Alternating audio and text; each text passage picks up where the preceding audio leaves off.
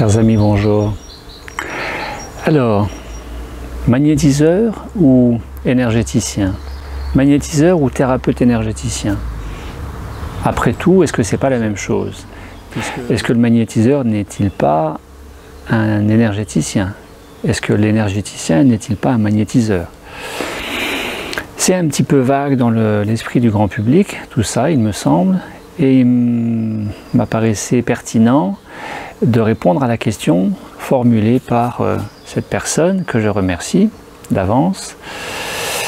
Et donc, le magnétisme est né dans l'appellation magnétisme entre le XVIIIe et XIXe siècle avec le médecin très controversé, le médecin allemand, le docteur Franz Anton Mesmer, qui est décédé en 1815 et qui est à l'origine du magnétisme, que lui a appelé le fluide animal, comme étant cette énergie qui permettrait de soigner autrui.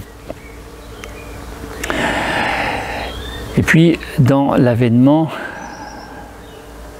moderne des soins naturels prodigués avec ce qu'il y a là en chacun d'entre nous, ce fluide animal, comme dit Mesmer, eh bien il y a eu dans l'histoire de l'énergétique, en termes de soins, il y a eu une grande figure aussi, en plus de Mesmer, un contemporain, décédé en 1992, le professeur Yves Rocard, qui était le père de Michel Rocard, l'homme politique. Et Yves Rocard, qui était le père du programme nucléaire français, était donc 2 fois père, eh bien, à sa retraite, il a beaucoup travaillé, étudié la radiesthésie et le biomagnétisme. C'est un personnage important dans le développement, l'avènement du magnétisme, de l'énergétique au sens large. Et puis, encore un peu plus récent, l'actuel professeur américain, professeur Joseph Kirschving. Et donc le professeur Joseph Kirschving a beaucoup travaillé sur mieux comprendre, quant au fait de mieux comprendre l'énergétique, le magnétisme, la magnétite, puisque la magnétite, la pierre naturelle ou pierre d'aimant, un synonyme de magnétite, est à l'origine de ce rayonnement magnétique, le magnétisme, et qui donne la capacité à soigner. La magnétite étant une pierre ferrugineuse composée de fer, de manganèse, de magnésium, etc., et qui a de très très bonnes particularités, propriétés propres à soigner, puisqu'elle soulage beaucoup les douleurs et elle stimule une bien meilleure circulation d'énergie dans les méridiens, dans les vaisseaux sanguins, dans les tissus, dans le corps. Et c'est avec ça, la magnétite, que est rendu possible les soins énergétiques, finalement. Donc, troisième personnage important, après Mesmer et après Rocard, eh bien Kirschving. Et Kirschving a mis en évidence qu'il y a beaucoup de magnétite un petit peu partout dans le corps. Il y en a dans le coude, dans les genoux, dans la tête, dans les arcades sourcilières, dans le cerveau. Il y en a dans le dos, etc., etc. Et là où il y en a le plus, eh bien, c'est le cerveau. Dans le cerveau, il a mis en évidence, Kirschving, que pour 1 gramme de tissu cérébral, il y avait jusqu'à 5 millions de particules de magnétite. Par contre, dans l'enveloppe ménagée, l'enveloppe qui fait le tour, qui enveloppe le cerveau, qu'on appelle les enveloppes ménagées, eh bien, il y aurait jusqu'à 100 millions de particules de magnétite. Donc c'est extrêmement interpellant, je trouve, étant donné qu'il a été démontré que la magnétite était très conductrice d'électricité, jusqu'à 6000 fois plus que n'importe quel matériau biologique contenu dans le corps, et donc elle est très sensible au rayonnement électromagnétique, au champ électromagnétique, quant au fait de conduire les ondes issues, l'énergie issue des ondes qui nous traversent. Vous savez que le corps est une antenne cosmotellurique, que nous recevons des énergies ciel, que nous les transmettons à la Terre, que nous recevons des énergies Terre et que nous transmettons au ciel. Tout cela doit fonctionner librement. Et finalement, les soins énergétiques n'ont d'autre vocation que de favoriser cette circulation d'énergie. Un symptôme, par exemple la douleur, est l'expression d'une contrariété de la circulation énergétique ou d'un blocage. Vous faites sauter le blocage énergétique, le symptôme douleur se diminue, se régresse, voire disparaît. Et la conclusion de Kirchwing avec tout ça, c'est que les cellules qui ne contiennent pas de magnétite ne captent que très peu de ces courants énergétiques et les transmettent que très peu, à savoir moins de 1%. Par contre, les cellules qui contiennent de la magnétite captent et transmettent jusqu'à 30% des courants énergétiques qui nous traversent et que nous souhaitons éventuellement orienter pour un mieux-être pour une personne bénéficiaire. Donc la question à l'issue de ça pourrait se poser ainsi: est-ce que le fait de soigner en énergétique, c'est plutôt un don parce que quelqu'un aurait plus de magnétite qu'une autre personne? Est-ce que c'est plutôt acquis ou est-ce que c'est plutôt inné? Alors la question importe peu, mais elle a le mérite d'être posée parce que beaucoup se la posent à un moment donné, et la réponse me concernant tient au fait qu'à partir du moment où vous demandez vos remerciés, vous savez, l'univers, la petite voix intérieure, la sagesse intérieure, la conscience divine, je ne sais pas qui, je ne sais pas quoi, selon votre sensibilité, à partir du moment où vous demandez vos remerciés, eh bien les choses vont se faire beaucoup plus facilement. Ça veut dire que soigner relève à la fois d'un savoir-faire, mais aussi d'un savoir laisser faire, d'un lâcher-prise, d'une intention, d'un alignement. Tout cela pour rassurer les personnes qui sont peut-être attirées par l'énergétique, mais qui peut-être doutent d'elle en disant « je ne sens rien, je ne vois rien ». Tout cela se développe, s'acquiert avec les années. Ça fait plus de 20 ans que je soigne en énergétique et je n'avais absolument pas ni les perceptions, ni les résultats il y a 20 ans que j'ai aujourd'hui. C'est évident. Parce que c'est aussi lié fondamentalement, bien au-delà du don, que ce soit inné ou acquis, de la charge magnétique que vous avez en vous et surtout dans les mains. Bien au-delà de tout ça, je crois profondément qu'il est surtout question d'hygiène de vie. Plus vous avez une hygiène de vie saine, alimentaire, sportive, les pensées, les émotions, etc., les relations, l'entourage, l'environnement, plus vous vous nourrissez d'énergie, plus l'énergie circule et plus vous rayonnez tout simplement. C'est à la fois une question d'hygiène de vie, mais aussi une question de conscience, parce que la conscience favorise l'énergie tout simplement. Tout cela a été aussi expérimenté dans les IRM et les scanners avec les moines tibétains, avec Mathieu Ricard, Deepak Chopra en a parlé, etc., etc. Donc c'est très simple tout ça. Donc merci à Kirchwing, merci à Rocard et merci à Mesmer. Alors, que vous soyez énergéticien, que vous soyez thérapeute énergéticien ou magnétiseur, que vous touchiez le corps physique ou que vous ne le touchiez pas, que vous soignez en présence de la personne bénéficiaire, physiquement parlant, ou que vous soignez à distance, avec un support éventuel de photo. Ce qui est sûr, c'est que le soin énergétique ne concerne absolument pas un quelconque contrôle sur le mental de la personne. Donc les soins énergétiques ne sont pas une histoire, une question d'hypnose. Soigner en énergétique, ce n'est pas de l'hypnose. Alors, magnétiseur ou thérapeute énergéticien, les deux se consacrent à soulager, à aider, à apporter un mieux-être à toute personne demandeuse. Eh bien, de façon comme ça, spontanée, en me mettant dans l'esprit du grand public, nous avons tous tendance à un petit peu amalgamer les choses et les mettre sur un même plan. Eh bien, en termes de tendance, l'énergéticien, j'ai relevé 7 distinctions possibles entre l'énergéticien et le magnétiseur. L'énergéticien, il va structurer son soin, il va le codifier. L'énergéticien, il est technique, à la fois dans un savoir-faire, à la fois dans un savoir laisser faire. Il est pratico-pratique, mais il sait à peu près où il va, entre le rationnel et l'intuitif. Le magnétiseur, c'est plutôt intuitif et c'est surtout empirique. En termes de tendance, ça ne veut pas dire que c'est le cas systématiquement chez le magnétiseur, qui peut être magnétiseur, fait des choses structurées lui aussi. Mais bon, la tendance, c'est que le magnétiseur, entre guillemets, il ne sait pas trop ce qu'il fait. Il se laisse guider et il fait en fonction du ressenti. Donc c'est plutôt empirique, intuitif. Le magnétiseur, il va soigner surtout avec les mains. Le thérapeute énergéticien, il aura appris à soigner à la fois avec les mains, c'est kinesthésique, à la fois avec l'intuition, c'est la connexion à partir du cœur et le fait de se laisser guider à partir du cœur.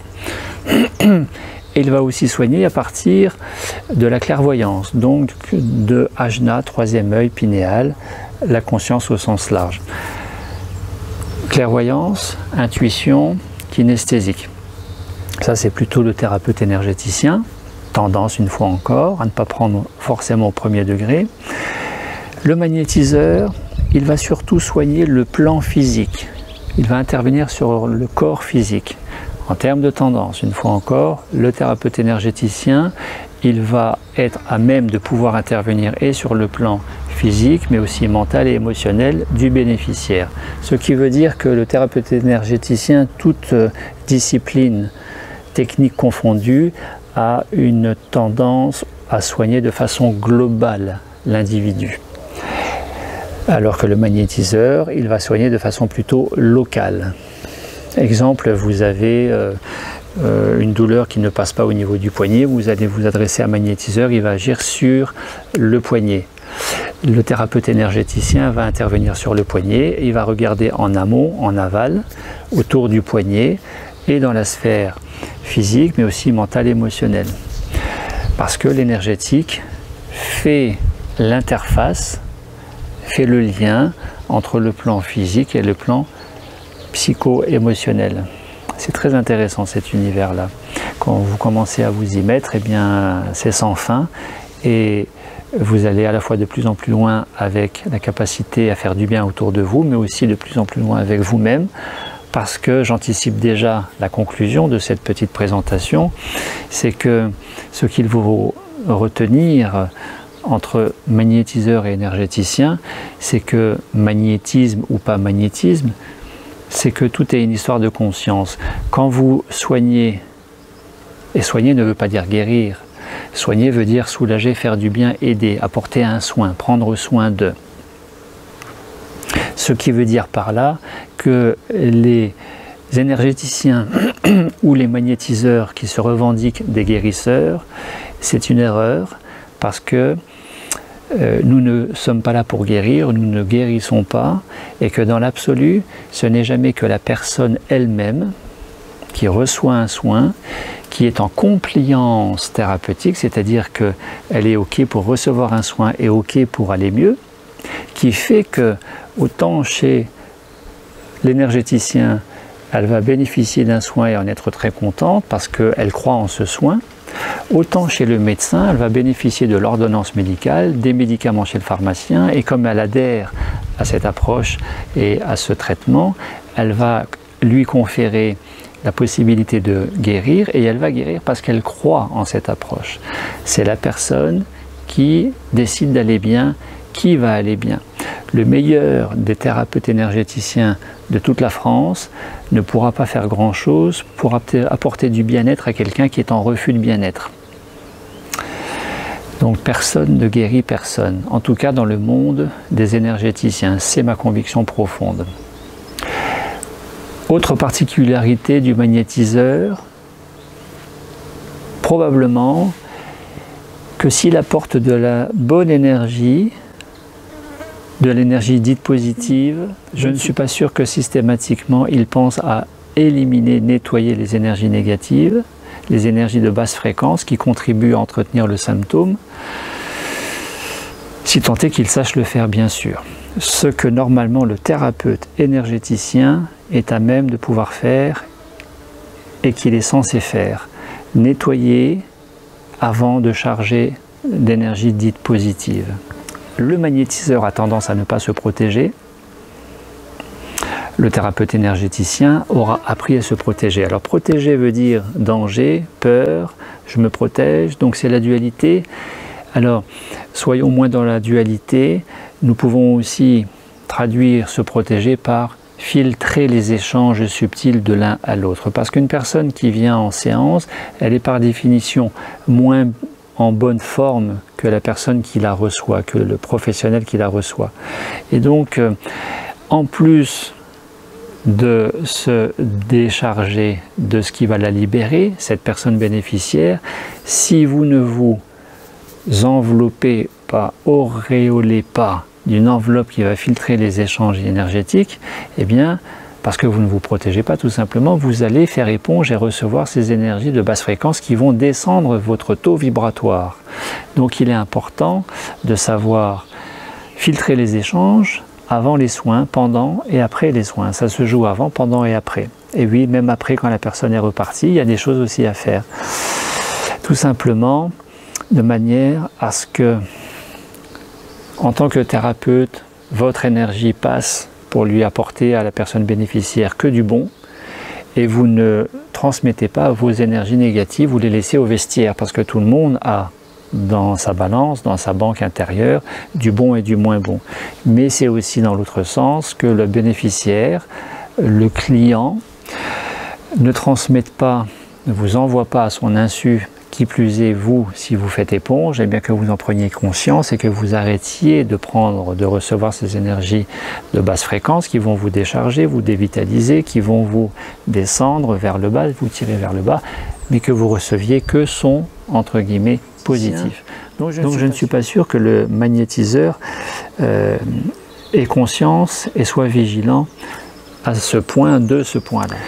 En lien avec ça, directement avec ça, le magnétiseur a tendance à transmettre de son énergie. Il a de l'énergie dans les mains, il transmet de l'énergie. C'est une fois encore une belle opportunité pour descendre sa fréquence vibratoire que de se décharger en donnant de son énergie. Le thérapeute énergéticien, il préserve son énergie, et puisque le champ unifié quantique il est partout et que l'énergie elle est absolument partout et que tout est énergie, eh bien il y a suffisamment de quoi faire et de quoi prendre à l'extérieur pour ne pas donner de son intérieur et le maintenir avec soi-même son intérieur. C'est très important cet aspect-là. Enfin, je dirais que tous les soignants hospitaliers, médicaux, paramédicaux, extra-hospitaliers et approches non conventionnelles comme le soin énergétique, tous ces gens sont animés d'un cœur à même de faire du bien autour d'eux, de soulager, d'aider. Et fondamentalement, tout le monde est sympa, tout le monde est sympathique. D'ailleurs, quand quelqu'un revient chez vous ou qu'il vous envoie du monde, c'est bien parce que vous étiez sympa. Et c'est d'ailleurs comme ça qu'il va dire que « Ah, il était sympa, celui que j'ai été voir pour mon mal de dos. » Le magnétiseur, il est sympa. Mais en plus d'être sympa, il me semble qu'il est très important d'être empathe, sympathique, empathique.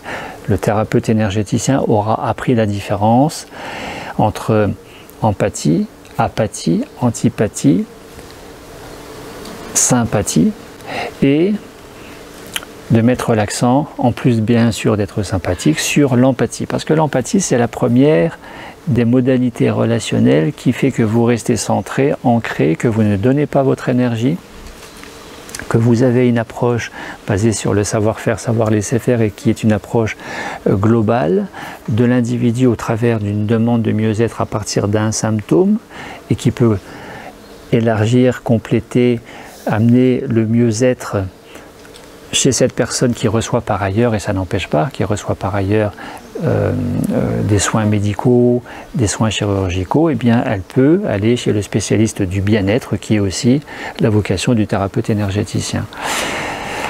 Donc en conclusion de tout ça, je le répète, ce ne sont que des tendances, parce que je connais des magnétiseurs qui se protègent, qui sont très empathiques, qui n'ont pas une approche que locale, qui ne soignent pas qu'avec leurs mains, qui ne se déchargent pas en donnant de leur énergie et qui pensent à nettoyer avant d'amener de l'énergie dite positive. Donc ce ne sont que des tendances, mais je dirais en résumé que fondamentalement parlant, ce qui va distinguer le magnétiseur du thérapeute énergéticien, ce sont surtout ces trois choses-là: être empirique ou pas, donner de son énergie ou pas, se protéger ou pas. Voilà, on pourrait continuer encore bien au-delà de ces quelques minutes de présentation qui sont absolument pas exhaustives. Si les soins énergétiques vous intéressent, je donnerai pour la 12e année ou 13e année une formation professionnelle en soins énergétiques qui dure une semaine, du lundi au dimanche, 7 jours. Ce sera dans les Vosges cette année, fin octobre. Et que, souvenez-vous, Mesmer a appelé l'énergie magnétique le fluide animal, qui permet de soulager. Il a aussi rebaptisé la particule de lumière, le prana, avec un style à lui assez poétisé comme ça, et que je vous propose de trouver comment est-ce que Mesmer a identifié l'énergie pranique, puisque quand nous soignons avec le magnétisme, nous intervenons aussi avec le prana, qui est une des 3 modalités essentielles, fondamentales de l'énergie pranique. Soit elle est alimentaire, autonomie alimentaire, soit le soin énergétique avec le prana. Ça passe par les cristaux de magnétite, ça passe par les cristaux d'apatite, la glande pinéale, tout ça vous savez. Et puis l'avènement de la conscience déployée, éveillée à partir de la maîtrise de l'énergie sexuelle, les 3 modalités. Donc si vous répondez juste à cette question, comment Mesmer a rebaptisé l'énergie universelle de vie, formule assez poétique, assez romantisée, eh bien je vous offre, si la formation d'octobre dans les Vosges cette année vous intéresse, je vous offre une réduction tout simplement de 30%, ce qui vous fera 980 € à la place de 1400 €. Merci à vous, j'attends vos réponses et les 10 premières personnes qui répondront juste à cette question se verront offrir cette réduction de 30%. Si bien sûr vous participez à cette formation. En vous remerciant et belle pratique à vous, à très bientôt.